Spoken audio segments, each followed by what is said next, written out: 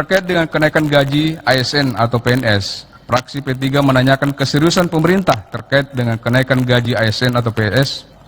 Terkait dengan kenaikan gaji ASN atau PNS, fraksi P3 menanyakan keseriusan pemerintah terkait dengan kenaikan gaji ASN atau PNS seperti pandangan umum fraksi Partai Persatuan Pembangunan Dewan Perwakilan Rakyat Republik Indonesia atas rancangan undang-undang anggaran pendapatan belanja negara dan nota keuangannya tahun 2025. Disampaikan pada rapat paripurna Dewan Perwakilan Rakyat Republik Indonesia Selasa 20 Agustus 2024 oleh juru bicara fraksi Partai Persatuan Pembangunan Dr. Haji Muhammad Aras SPD MN, anggota DPR RI nomor A477 Daerah Pemilihan Sulawesi Selatan II.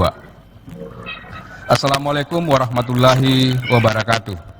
Selamat siang dan salam sejahtera buat kita sekalian. Yang terhormat Saudara Pimpinan, yang terhormat Saudara Menteri Keuangan Republik Indonesia beserta seluruh jajaran, yang terhormat seluruh anggota Dewan dan hadirin sekalian yang sama berbahagia. Pada kesempatan ini, marilah kita bersama-sama memanjatkan puji dan syukur kepada Allah Subhanahu wa Ta'ala karena atas rahmat dan karunia-Nya pada hari ini kita dapat menghadiri rapat paripurna DPR RI dalam rangka penyampaian pandangan fraksi atas rancangan Undang-Undang Anggaran Pendapatan Belanja Negara tahun anggaran 2025 beserta nota keuangannya. Selawat serta salam marilah kita haturkan kepada junjungan Nabi besar Muhammad sallallahu alaihi wasallam, Nabi besar akhir zaman dan pembawa risalah kebenaran bagi umat manusia. Sidang paripurna yang terhormat, Saudara Menteri Keuangan yang terhormat, pemerintah telah menyampaikan rancangan Undang-Undang Anggaran Pendapatan Belanja Negara tahun 2025 serta nota keuangannya. Proses penyusunan RUU ini merupakan rangkaian proses penyusunan RAPBN dan nota keuangan yang terakhir di bawah kepemerintahan Presiden Joko Widodo dan Ma'ruf Amin.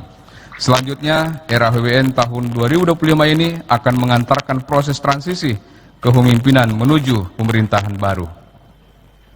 Fraksi Partai Persatuan Pembangunan mengapresiasi pemerintah yang telah menyusun kebijakan fiskal tahun anggaran 2025 dengan tema akselerasi pertumbuhan ekonomi yang inklusif dan berkelanjutan.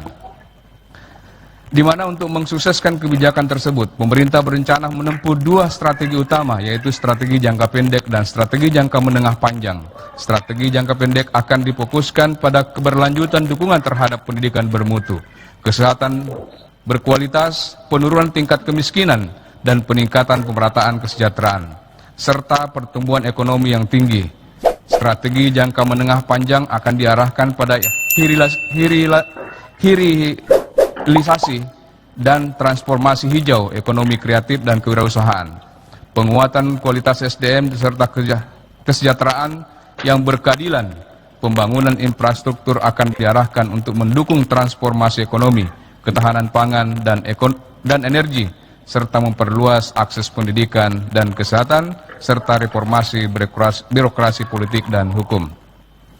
Fraksi Partai Persatuan Pembangunan meminta pemerintah agar tetap menjaga keberlanjutan reformasi, baik dari sisi pendapatan belanja, serta melakukan berbagai inovasi untuk pembiayaan defisit APBN tahun anggaran 2025.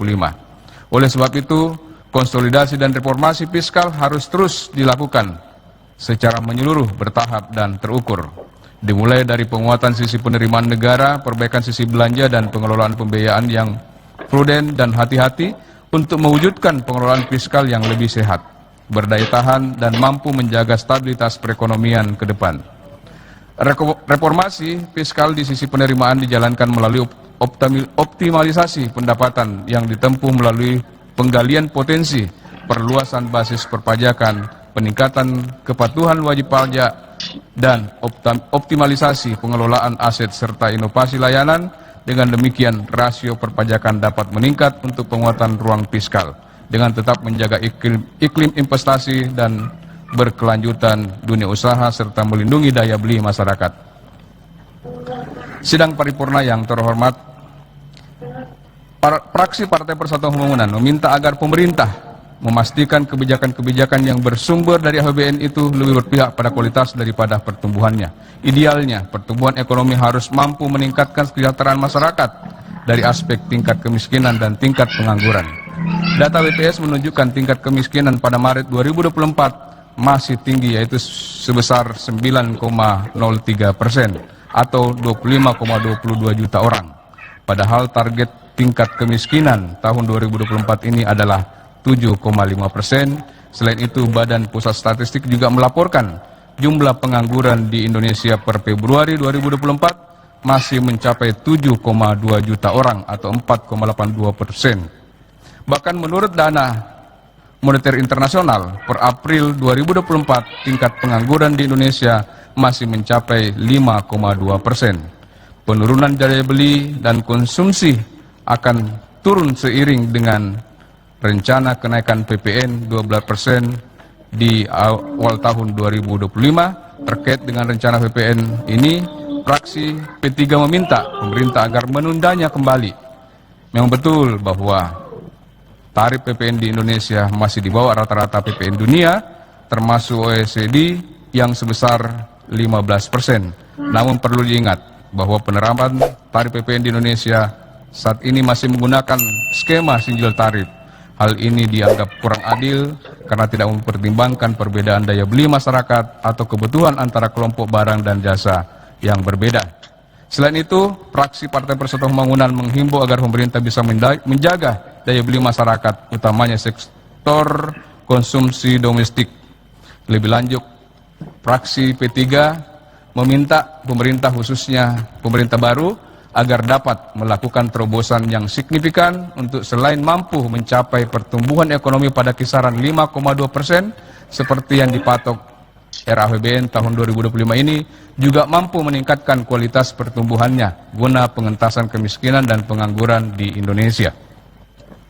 Sidang paripurna yang terhormat, terkait dengan kenaikan gaji ASN atau PNS, fraksi P3 menanyakan keseriusan pemerintah terkait dengan kenaikan gaji ASN atau PNS seperti tertuang dalam KEM PPKF 2025 edisi pemutakhiran. Namun dalam RAPBN 2025 tidak disinggung sama sekali. Fraksi P3 mendorong pemerintah agar pemerintah menambah alokasi dana transfer daerah untuk pembayaran gaji dan tunjangan ASN, baik PNS maupun P3K guru serta tenaga kependidikan lainnya. Sidang paripurna yang terhormat, fraksi P3 mencermati bahwa lifting minyak kita terus mengalami penurunan tahun 2025. Pemerintah menargetkan lifting minyak bumi 600.000 barel per hari, lifting gas 1.005 juta barel setara minyak per hari. Tahun 2024 target lifting minyak bumi 597.000 hingga 652.000 barel per hari. Tahun 2023 743.000 barel per hari dan realisasi lifting minyak bumi tahun 2022 mencapai 606.000 barel per hari.